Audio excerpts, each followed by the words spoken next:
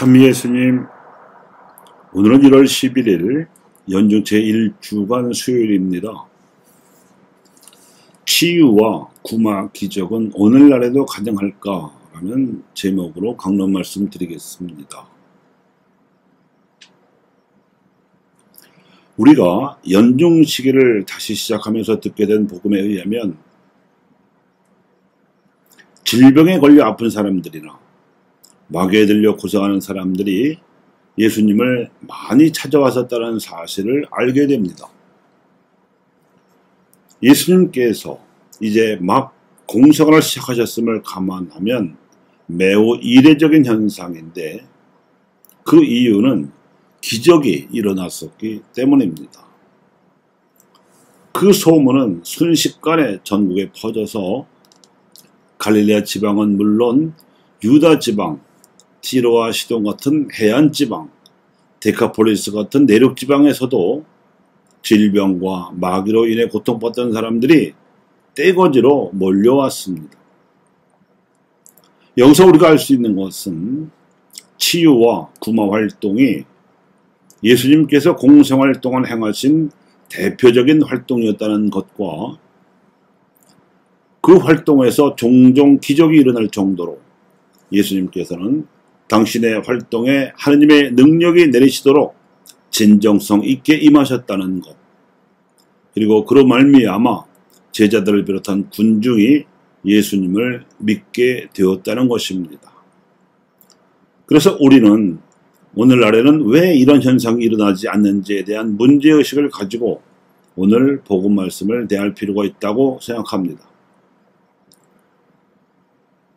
질병을 앓고 있거나 마귀 들려 고생하는 이들은 가난한 이들이었는데 예수님께서는 이 가난한 이들을 그저 불쌍하게만 여기지 않으시고 하느님께서 이들을 당신 나라의 귀빈으로 여기심을 믿고 계셨습니다.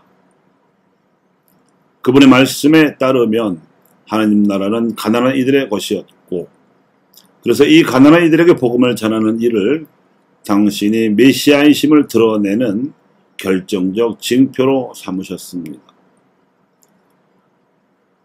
그러므로 당신을 본받아 가난한 이들에게 행한 사랑을 잣대로 해서 모든 사람이 최후의 심판을 받게 될 것임을 엄숙히 선언하셨던 것입니다. 그리하여 질병이나 마귀 들려 고통받는 이들을 보시면 마치 당신이 그런 고통을 받고 있기라도 한 것처럼 애끓는 마음에서 도와주시려는 연민의 시선으로 바라보셨습니다.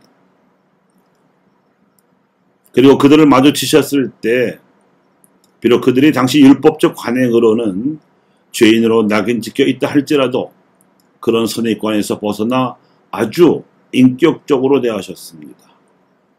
이러한 인격적 태도는 부러진 갈대와도 같고 꺼져가는 심지와도 같이 세상에서 무시당하고 상처받아 소외된 그네들의 자존심과 선택권과 주체성을 존중하셨음이 모든 치유와 구마 기적 사례에서 나타납니다.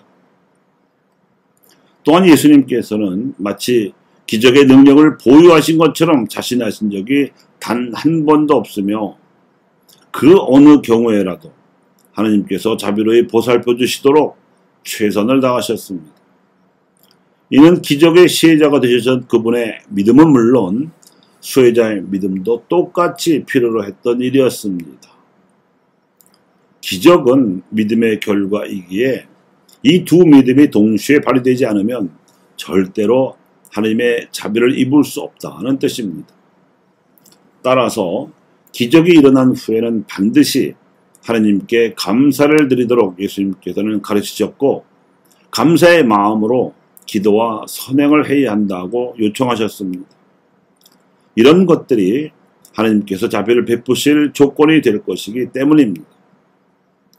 하나님의 관심사는 당신의 나라가 세상에 세워지는 것이요 그 나라를 위해 일할 당신의 사람이 늘어나는 것이기 때문에 이는 수학의 공리와도 같이 당연한 이치입니다. 그래서 제자들을 파견하실 때에도 길에는 양떼와도 같은 이들, 즉 가난하여 소외된 이들을 찾아가라고 명하셨으며 그들이 앓고 있으면 고쳐주고 그들이 마귀 들려 있으면 그 마귀를 쫓아내라고 분부하셨습니다. 이를 위해 그들이 위화감을 느끼지 않도록 겸손하면서도 청빈하게 찾아갈 것을 주문하기도 하셨습니다. 그리하면 도처에 흩어져 사는 토박이 지지자들이 나머지는 다 알아서 챙겨줄 것이니 자기 자신을 위해서는 아무것도 챙기지 말라고 당부하셨습니다. 이는 실제로 예수님께서 생활하시고 활동하신 방식 그대로를 제자들에게 따르도록 요구하신 일종의 파견 수칙이었습니다. 과연 파괴된 제자들은 예수님의 분부에 충실하였고 그 결과로 많은 마귀를 쫓아내고 많은 병자에게 기름을 부어 병을 고쳐주었습니다. 이렇게 하여 그들은 사도로 양성되었기에 초대교회에서도 많은 이적과 표징들을 일으켰고 이를 본 신자들도 믿음이 굳세어져서 빵을 떼어 나누는 일, 즉 성체성사에 열심히 참여하였고 그 기운으로 자기 재산을 자기의 소유로만 고집하지 않고 공동의 소유로 내어놓아서 가난한 이들이 궁핍함을 덜 수 있게 하는 공동생활이 가능할 수 있었습니다. 이렇듯 복음도 일으킨 변화가 박해를 일삼던 로마인들을 끝내 신앙회로 돌아서게 했음은 역사적 사실이 증명합니다. 오늘날 우리 교회에서도 치유를 목적으로 이루어지는 사회복지라든가 의료, 보건, 병원 운영과 환자 사목 등의 활동은 물론이고 개인적이거나 사회적인 악을 몰아내려는 상담, 정의평화 등의 구마 활동이 활발하게 이루어지고 있습니다. 그런데 교회의 이런 치유와 구마 활동이 예수님이나 사도들의 치유 및 구마 활동과는 달라도 한참 다른 현실을 당연시해서는 안 됩니다. 예수님의 복음 말씀을 애누하려리 하는 것은 안 되는 것이지요. 기준은 우리가 아니라 예수님이십니다. 기준은 우리의 현실이 아니고 복음입니다. 그러므로 진정성 있는 마음으로 믿음을 발휘한다면 오늘날에도 치유와 구마의 기적은 얼마든지 일어날 수 있습니다. 예수님께서는 당신보다 더 큰 일도 우리가 할 수 있으리라고 약속하셨습니다.